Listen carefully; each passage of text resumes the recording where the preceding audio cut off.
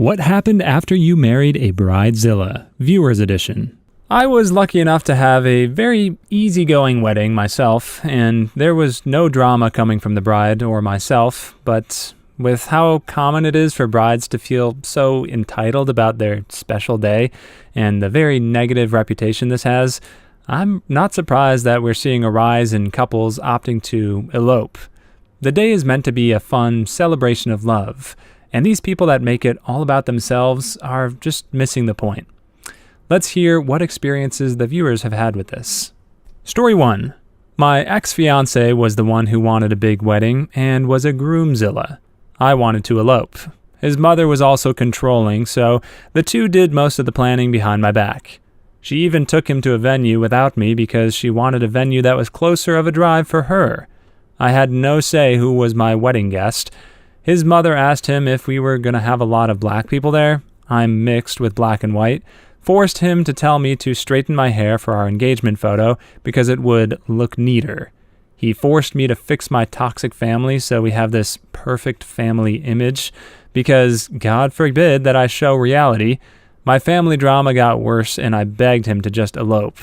I asked him what was more important, a wedding party or having me as his wife. Was it worth watching me go through this much pain to fix my family? He said that the wedding was more important. He started to control my bridesmaids. He wouldn't allow me to thrift my wedding dress because he wanted me in a huge ball gown, and he in a James Bond tux. We were getting married on an apple orchard. He was so obsessed with having a perfect wedding. Thankfully, the talk of kids was what woke me up that this is the guy who would father my children. When I canceled the wedding, his mom and him spread awful rumors about me. He also spat on me and threw water at me because I refused to give him a baby after the wedding and said I lost my value. A few months later, his sister copied our wedding and honeymoon and went to the same wedding dress shop I got my dress and got the same bridesmaids' dresses. Then his dad got married, and now his mom is marrying a man she only dated for 4 months. It was a hard choice to cancel the wedding, but I am so happy I am not a part of that family. Story 2. I understand some people really don't want a big celebration at all, but a very small, short, and simple one. But if your parents or your fiance's parents want a big one, please try to understand why. Of course, the parents of the couple may feel a very, very special way about this celebration, very similarly to how couples themselves may feel a very special way about it. If they're willing to pay for the guests they want to invite, and if they're willing to figure out together with you which traditions or bits you will enjoy and in what way, then please hear them out. I'm not a parent, but if my kid's married, I would want to have at least a few hours full of fun celebratory stuff to do. I'd like to invite a few people who were close friends to our family when said child was small, even if we sort of fell out and they're not close with my child anymore. Just people who I know would be joyous alongside me and my kid and their spouse. I think this can't be that bad. Do people really hate big celebrations this much? Why?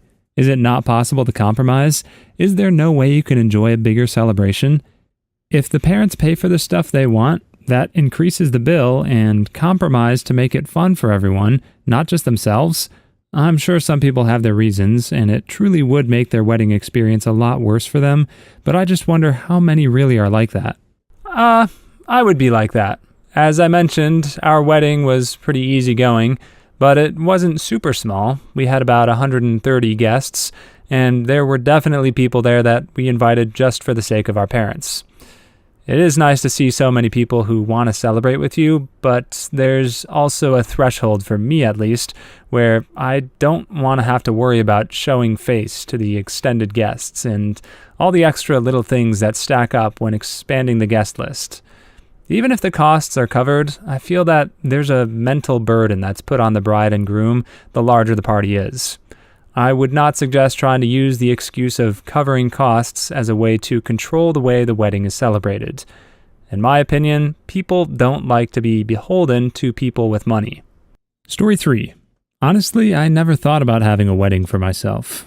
My mom did all the planning for me. No one was a bridezilla. We didn't even get to pick out the song for our first song.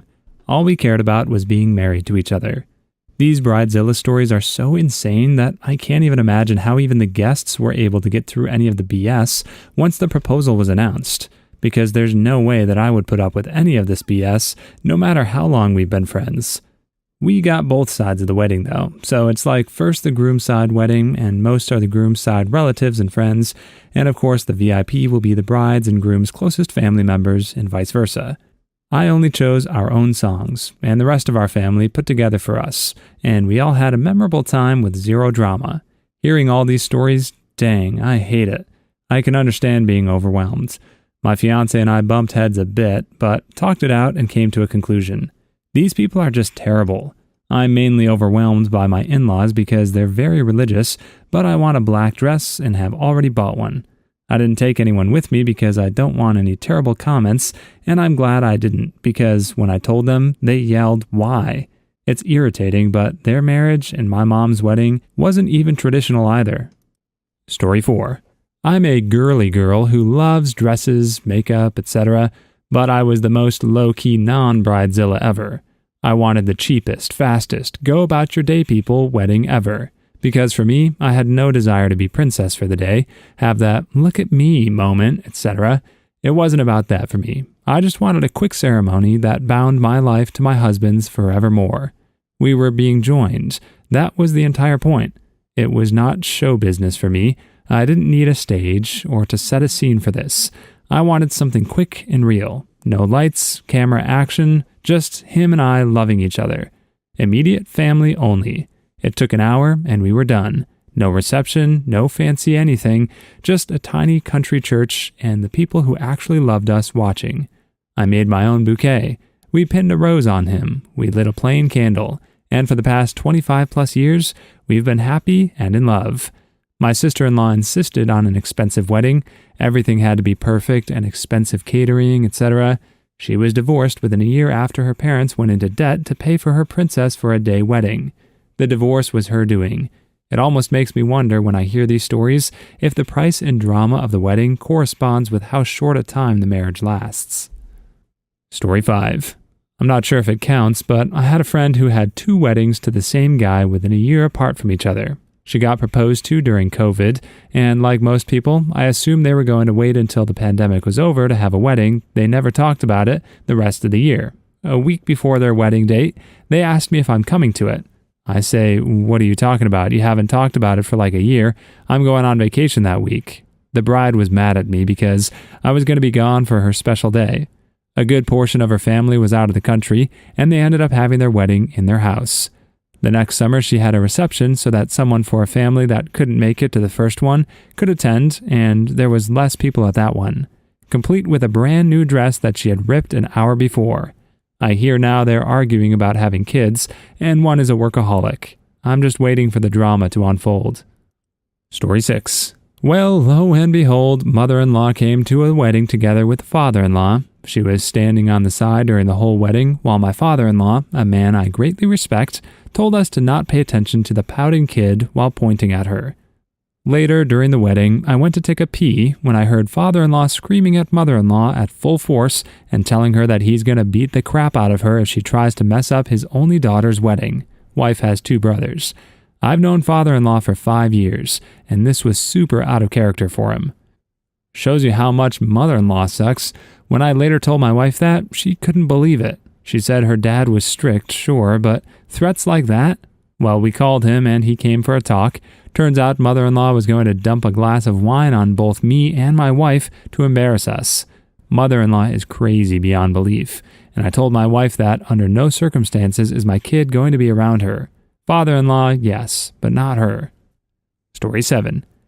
India is a huge country with hundreds of cultures and people from different social levels. Dowry is blatantly asked for in some rudimentary areas, like up in Bihar, especially in, for the lack of a better term, lower middle class. The middle class part of the country is divided. Some are absolutely 100% against it, like they take offense if someone even asks them for a dowry, and the other takes gifts that the bride's family gives for bride's happiness. The upper middle, I don't know much, but as far as I've seen, the kids get freedom to plan how they want, what they want. Otherwise, the whole gift goes here also, just on a much larger scale. But most people that I meet, everyone decent has outgrown the idea of a dowry. But yes, it is still a common practice in the lower middle class section of society. I always viewed a dowry as a weird tradition of insurance or something of the like from the olden days when women had way less freedom to be their own person and had to be defined by who their husband was. So, in order to secure a husband and ensure the marriage stayed together, the parents of the bride had to sweeten the deal by adding in all these fancy linens and treasures, which, by modern-day standards, in the US at least, this concept would cheapen the bond that's meant to be celebrated. You shouldn't marry someone for the perks that they offer. You should marry them because you like them at face value. Story 8. Don't give up on it too soon. I nearly did after a couple of girlfriends went to the dark side and tried to see how much trouble they could cause. I made friends with a girl who was into all the good stuff: books, history, music, science, outdoorsy stuff, music, and books. One day we came back from a music practice in the snow. She looked so cute in her fluffy hat and coat. Then a snowflake landed on her nose. I went to blow it away, just as she turned her face up to see what I was doing. We've been married 38 years this coming May. Despite me being incredibly ill with seriously wonky brain things, she's loved me unconditionally, kicked my butt when it needed to be kicked, and made me into the kind man I wanted to be. Story 9. This is not the first time I've heard this story, but all I can say is, every time I hear it, I believe the OP definitely dodged a bullet. The fact the OP's now ex is so blinded by the fog that he'll basically do anything and everything for his family, like he didn't do the proposal because he loved the OP. He only did it because his family wanted him to, and him to give up after doing what his family told him, and for them to go out of hand with trying to control everything, claiming the wedding's all about them. I would have walked out the minute that crap started happening. But I love the OP is realization of why she left him originally, because this probably was the exact issue that she faced, even as his girlfriend. Story 10. My ex-best friend stopped being friends with me after his Bridezilla freaked out that my girlfriend at the time was younger than her and didn't want us at the wedding. I told her she was acting crazy, and my friend punched me. Then he and his brother started kicking me while I was down. My girlfriend was the only one that tried to stop it, and she got elbowed in the face by the brother for it. We ran out and called the cops, but his uncle was on the force and they refused to do anything. Needless to say, we weren't friends anymore. But I forgive him now, mostly because he's passed away, after ending himself when he caught his wife with his brother and found out his second child wasn't his. Poor son of a bee. Story 11. For the first one, I'm surprised how much patience he had for her shenanigans. To be honest, of course, looking at it now, leave after she demanded money from his mom without input, then egged her house. Who does that? But I think the final straw for me, at least, was the fact she doesn't respect his religion.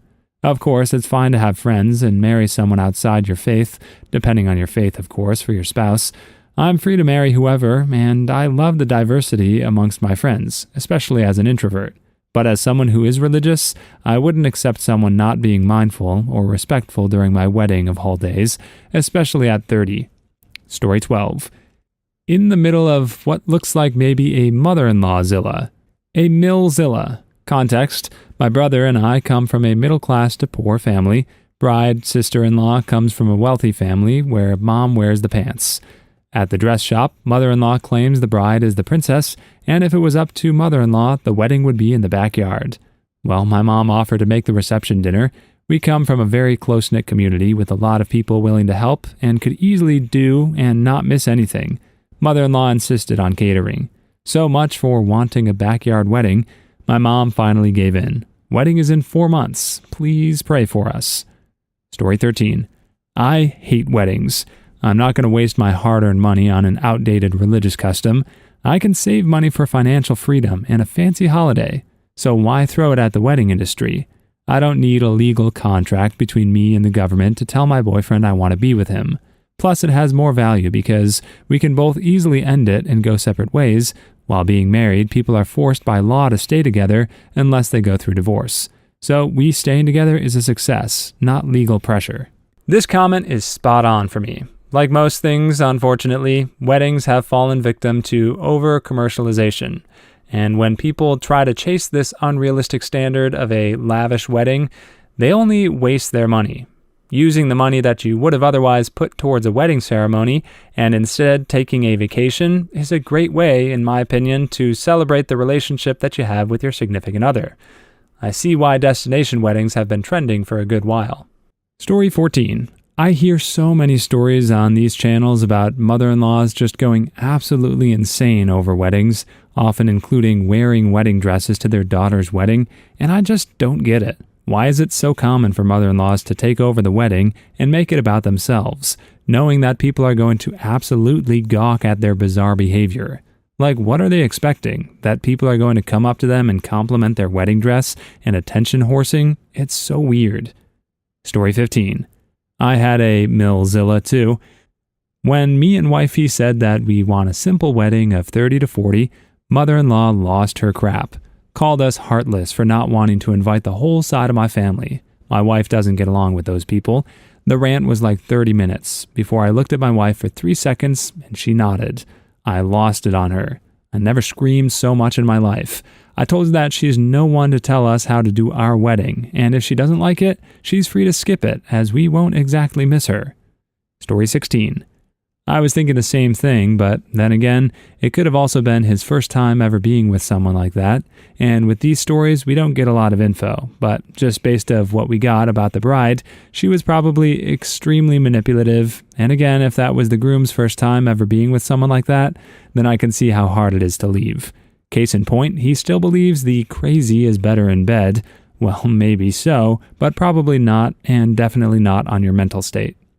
Story 17. Typically, people reveal their true selves under stress, and if stress turns them into a monster, what happens when they get stressed with the marriage as well?